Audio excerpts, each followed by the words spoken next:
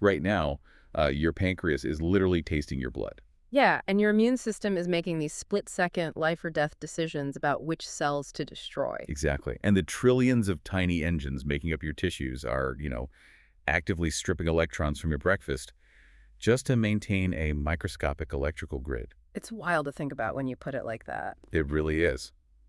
Welcome to the Deep Dive. Today, we are looking at excerpts from the book Reading the Living World, Biology Basics for High School Learners. We are totally bypassing the dictionary definitions today. We're looking directly at the biological mechanics. Right.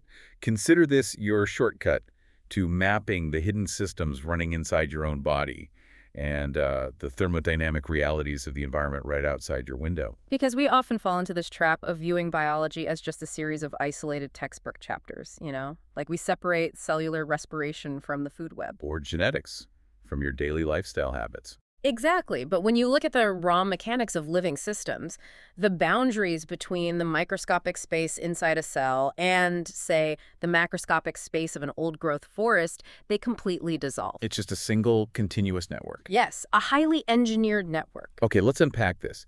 Because to understand the architecture of this network, we have to kind of bypass the macro view and drop straight down to the molecular level. Right, down to the cells. Yeah.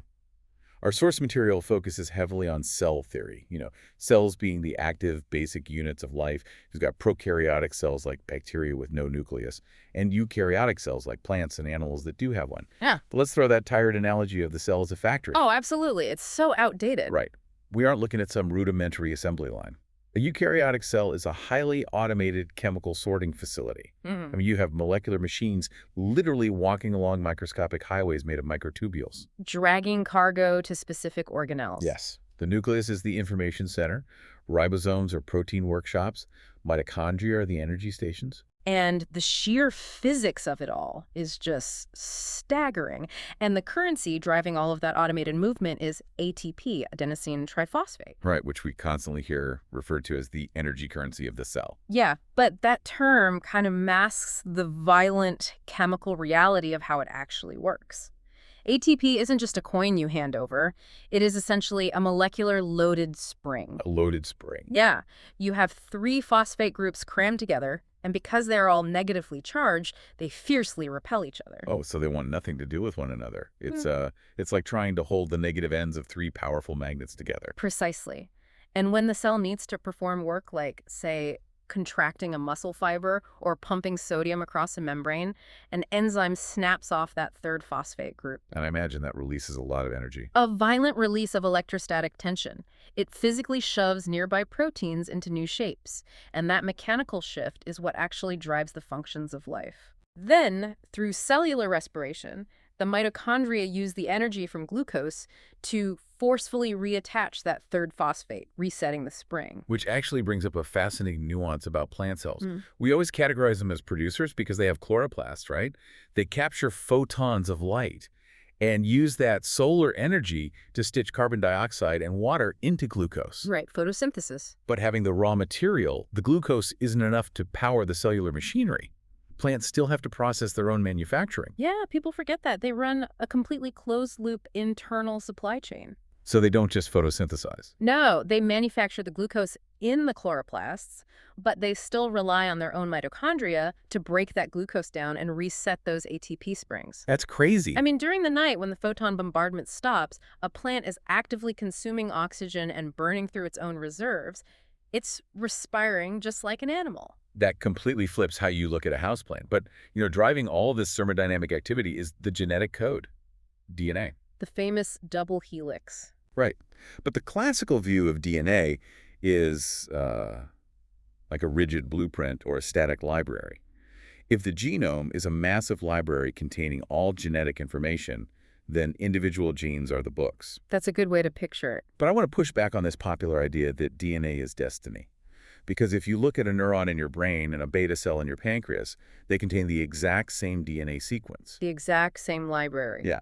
But structurally and functionally, they operate like completely different organisms. So there has to be more to it than just having the genes, right? What's fascinating here is the physical mechanism of gene expression, specifically the epigenome. The idea that cells only read the books they need for their specific job. Okay, how does that work physically? Well, the DNA doesn't just float freely. It's tightly spooled around structural proteins called histones. If a section of DNA is wound too tightly, the cellular machinery that transcribes the genes physically cannot access it. Oh, I see. It's like having a book on the shelf, but the pages are super glued together. Exactly. So a cell's identity is defined just as much by what it actively represses as by what it expresses. The pancreatic cell has the neural genes tightly spooled and locked away. And this physically alters how we should interpret genomic medicine, right? Yeah. Because people treat genetic tests like fortune telling. Yeah, they really do. But your DNA sequence usually represents probabilities and risks. Environmental factors, hormonal signals, metabolic stress, these cause chemical tags to attach to the DNA. Like methyl groups. Yes. Dynamically spooling or unspooling different regions. You are constantly altering the physical accessibility of your own genetic library based on the environment you expose those cells to. Which leads directly into a massive engineering problem. I mean, if you have trillions of cells, all constantly altering their gene expression, burning glucose, producing toxic byproducts, how does the macroorganism prevent an immediate descent into total chemical chaos? That is the million-dollar question, because if the environment around those cells fluctuates too wildly, the proteins denature and the system crashes. Right, so enter homeostasis. Exactly. The answer is homeostasis, which is often misunderstood as this static, frozen baseline. Like a flat line. Right. But it is actually a state of dynamic stability. The body is in a perpetual state of controlled chemical oscillation. It's constantly adjusting to the outside world using negative feedback loops. And the buffer for all of this is the fluid, right? The source talks about blood, tissue fluid, and lymph. Oh, yes, the interstitial fluid. Your cells do not interact with the outside world directly. They are completely submerged in a private internal sea. The tissue fluid. So the body acts as this obsessive climate control system for that specific internal sea. It utilizes negative feedback loops to maintain the pH, the temperature, the osmotic pressure. The moment a parameter drifts too far from the set point, sensors trigger a cascade of opposing reactions to aggressively pull it back. And you see this managed through two parallel networks. The autonomic nervous system acts as the high-speed fiber optic network. Right, adjusting things quickly. Electrical action potentials rip down neural pathways in milliseconds to trigger immediate localized changes, like the sympathetic nervous system violently dilating your pupils for fight or flight, while the parasympathetic handles rest and digest. But for sustained system-wide regulation, the body relies on the endocrine system. It uses hormones for slow, broad regulation. The chemical broadcast network. Hormones are dumped into the blood, washing over every cell, but only triggering a response in cells that possess the exact physical receptor for that molecule. Blood glucose regulation is the classic masterclass in this. Oh, definitely. The pancreas is the key sensor here. Right. The mechanics of it are incredibly elegant. When glucose levels spike after a meal, the beta cells in the pancreas detect the shift and release insulin. But insulin doesn't just magically absorb the sugar. No, not at all. The insulin molecules travel through the blood and dock onto specific receptors on muscle and liver cells. This docking triggers a complex signaling cascade that physically forces dormant transport proteins to embed themselves into the cell membrane. It's mechanically opening the floodgates. Exactly.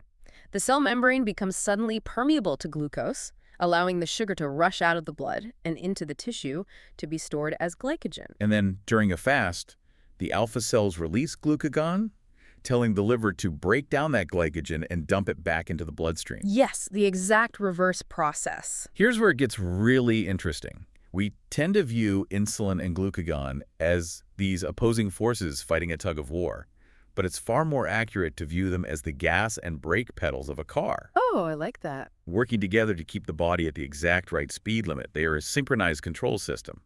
But in type 2 diabetes, the environment has been flooded with so much glucose and insulin for so long that the target cells physically downregulate their receptors. Insulin resistance. Yeah. The cell pulls the insulin receptors beneath the surface. It stops listening. The brake pedal completely disconnects from the brake pads. If we connect this to the bigger picture, this is the mechanical bridge between lifestyle and molecular biology. We treat things like sleep deprivation, chronic stress, and nutrition as abstract wellness concepts. Right, just vague ideas. In reality, they are aggressive, literal chemical inputs. Chronic stress floods the internal sea with cortisol, which physically antagonizes insulin receptors and elevates blood glucose. To prepare for a fight-or-flight scenario that never actually happened. Exactly. You are dynamically re-engineering your own homeostatic set points through your daily behaviors. So we have this aggressively guarded internal sea. The pH is perfect, the glucose is stabilized, the temperature is locked. But that rich, nutrient-dense environment is exactly what outside organisms are looking to exploit. Pathogens, bacteria, viruses, fungi. Yeah, they are constantly attempting to breach the perimeter, to hijack the body's ATP and cellular machinery for their own replication. What happens when the chaotic outside world tries to break in? The defense against this isn't just a wall. It's a deeply sophisticated surveillance and neutralization network. The immune system is divided into two operational tiers. Innate and adaptive. Right. The innate immune system is your fast, broad first line of defense. It utilizes physical barriers like skin, stomach acid, and internal responses like inflammation and phagocytosis. Which is basically white blood cells literally engulfing invaders, Yeah. right? But let's bypass the old Pac-Man analogy for macrophages. Oh yeah, it's much more intense than that. Phagocytosis is an aggressive physical process. A macrophage detects the chemical exhaust of a bacterium, rearranges its own internal skeleton to physically stretch its membrane out like a dragnet, and envelops the invader. It traps the bacteria and drowns it in digestive enzymes and bleach-like compounds.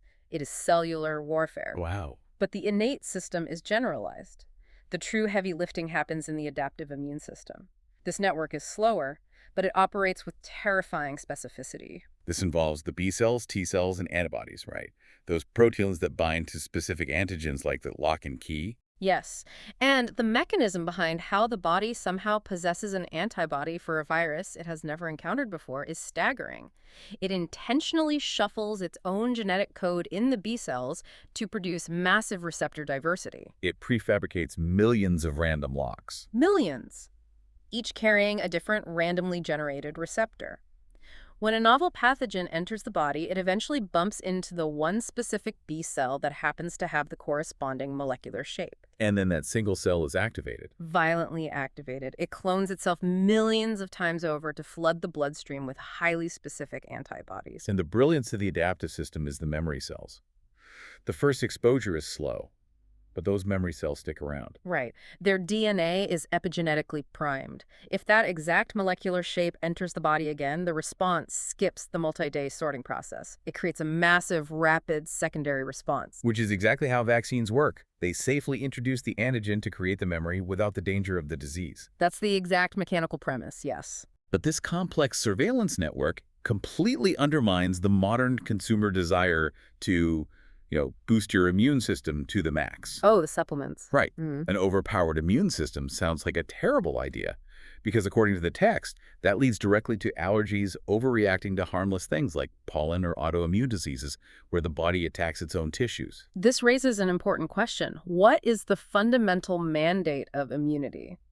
It isn't just raw strength. It isn't just search and destroy. It's a delicate balancing act of recognition and regulation. Yes, it must constantly ask itself, what is self? What is harmless? What is danger?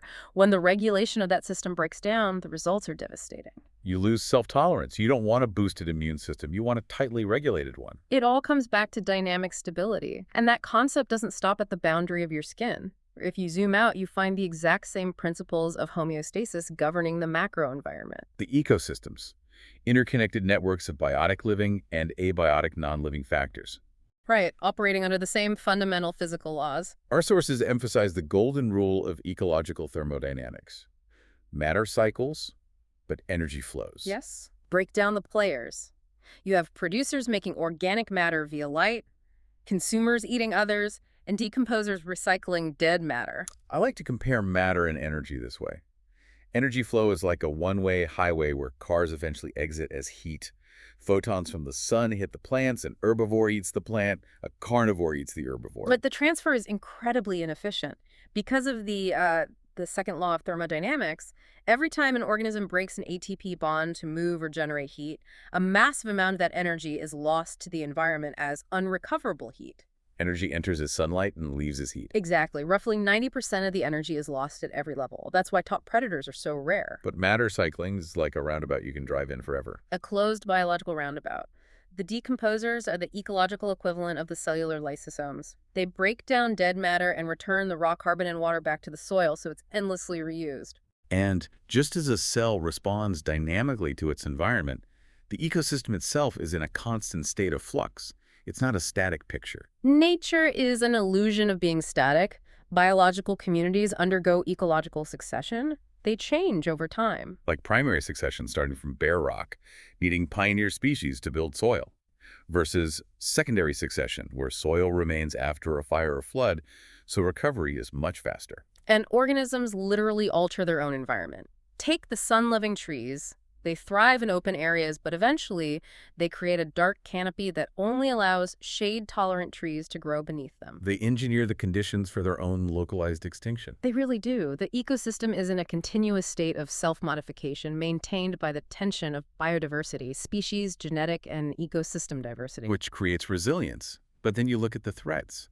Habitat loss, invasive species, climate change. Invasive species disrupt local food webs because they have no predators, and climate change causes timing mismatches, like plants blooming before their pollinators even arrive. So conservation isn't just some idealistic dream. Not at all. Conservation is a real-world necessity. Because ecosystems are deeply connected webs, losing biodiversity directly threatens human food, water, and climate systems. So what does this all mean? We've navigated from the microscopic reading of DNA to the global cycling of ecosystems. Life is truly a masterclass in relationships and balance. It proves that biology is a highly integrated, relentlessly active study of consequences. You cannot isolate the organism from its environment. Which leaves us with this final, provocative thought. Building on that concept of matter cycling, if carbon and nitrogen are endlessly recycled through producers, consumers, and decomposers, Yeah. it means every single atom in your body right now was once part of an ancient forest, a dinosaur, or a microscopic bacterium. And one day, those atoms will be part of a future ecosystem. You are quite literally made of its recycled history. You aren't just observing the living world, you are physically made of it. So today, look out your window, spot a plant or an insect, and try to trace the invisible web connecting it to the rest of the planet. Thank you for joining us on this deep dive.